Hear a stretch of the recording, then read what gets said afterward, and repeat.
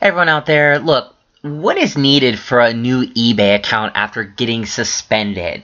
We hear this question all the time, and it's something I want to answer, okay? So basically, you're going to need a new name and address for your new eBay account. If you have an account that's got suspended, your option basically to get a new account. So you're going to need a new name and address. Here are some requirements for getting a new eBay account with ease and without getting caught, so to speak. If you're trying to avoid, having to deal with the suspended eBay account and just want to get a new account, okay? So what you're going to need is this. You're going to need a new email, a new name, a new address, a new phone number, a new credit card, a new bank account, a new IP address, a new set of clothing, new pair of shoes, new social security number, and a new driver's license. Okay, only joking about the new social security number, driver's ID, but the new clothes I actually am serious about because you want to basically feel like, James Bond when you're creating new accounts.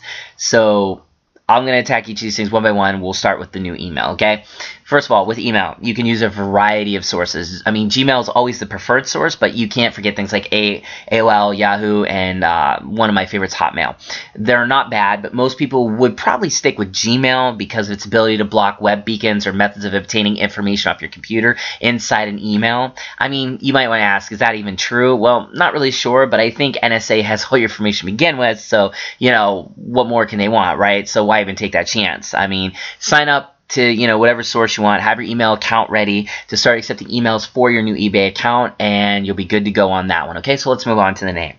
Obviously, it doesn't need to be anything fancy, nothing too complicated like Zimbabwe or Kuntat Borat or anything like that. I mean, just a name that you haven't used on an account before will do. And also, not somebody you know. You can use somebody you know, but don't create an account under somebody who, really exists, because obviously that's going to be a problem. I mean, you don't want the feds, to be chasing after you while you're, being your James Bond self. So, once you have an established name, then guess what's next? The address. Now, once again, nothing that is identical to a person who you've used before or anybody you know. So, if you've used Sally McButters as your name and the address is 712 Butterball Road, of course I'm being facetious, but you get my point. And if there happens to actually be a Sally McButter at 712 Butterball Road, then, stop immediately and reset, because, you don't want to use something that actually exists unless that, is none other than you or, your family. But even then, like I said, you just basically don't want to use that, because if your name has already been suspended, clearly you're not gonna do well with, somebody else's name, because then it looks like you're doing identity fraud. So, but you can use something like your kid, your husband, wife, dog, even your imaginary friend Waldo, but not someone who you don't know or have permission to use their name. Okay, that makes sense, right? eBay does verify information, so that will be the sticking point for the account. But I think it's one less hassle rather than dealing with the account that's, example, tied to an IRS issue, of course. Can't forget good old PayPal to turn you over to IRS. So, just be very careful about that, because if you're going to be earning on eBay and stuff, it has to be, above board. You have to be able to pay your tax on that, things like that. So now we're going to get into more James Bond feeling here. So you're going to need something like a new phone number, but who doesn't like having a new phone number, right? I mean, I have 5 of them and feel like a total banker when I'm whipping out 3 phones in public. Best place to get phones are through places like sendhub.com, textplus.com, I believe still works. Maybe they don't, but track phones obviously will work. Prepaid options such as AT&T's prepaid stuff, T-Mobile, and of course the good old granddaddy Magic Jack. And if you know what that is, bonus points for you. But I guess, that commercial, came in handy after all, right? I mean, but you're thinking, okay, well, what about Google Voice? Well, I know about them, but, from doing some digging on my own, it appears that Google Voice causes issues with accounts, either through restrictions or identity mishaps. Can that be coincidence or just personal luck? Not sure. The Bermuda Triangle could just be a coincidence, but I wouldn't recommend you sail or fly out there, right? I mean, so why even take the chance is my point. After you get through all that, then it'd be up to you to decide whether to use, something like Google Voice, but as any option I've just stated basically will work.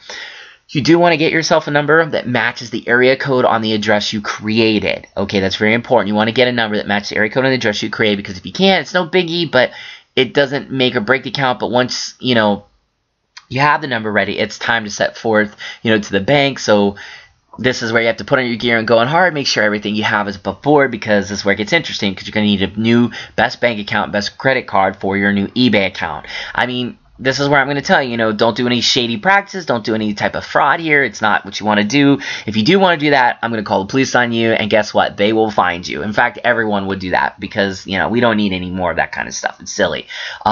Anyways, enough of my ranting. Sorry, back to the topic. So getting a new bank account is fairly simple, or, it used to be before the Patriot Act was put in place years ago. I mean, why was it put in there? Obviously to prevent acts of terrorism. Before then, though, you can open any bank account pretty much without the need of even showing ID. It was pretty cool, right? But now you got to show ID in order to fully open a bank account, which should be no problem for all you residents of the USA. But for you guys located outside the USA, well, the only option I can think would be something like Payoneer or some type of prepaid card with bank details. So, Payoneer might be even your best bet. Payoneer, of course, is notorious for being the best option for non-USA residents looking for a USA bank account.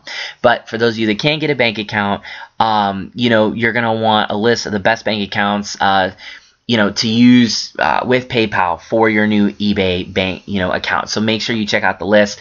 We have one for you. Take a look. I mean, you can do all of that, okay? I mean, it's a pretty big amount of things you have to do in order to get a new eBay account. Correct? We have a much more simple way. I said all of that basically to tell you one very simple thing. Just visit the Power Seller shop below for more information on how we can help you get an eBay account like that. And you don't have to do any of that crazy stuff. I'm serious. It's easy with us. So all you gotta do, click the link below this video, and we'll take care of you guys. All right? Have a good one, and hopefully we see you soon. Take care.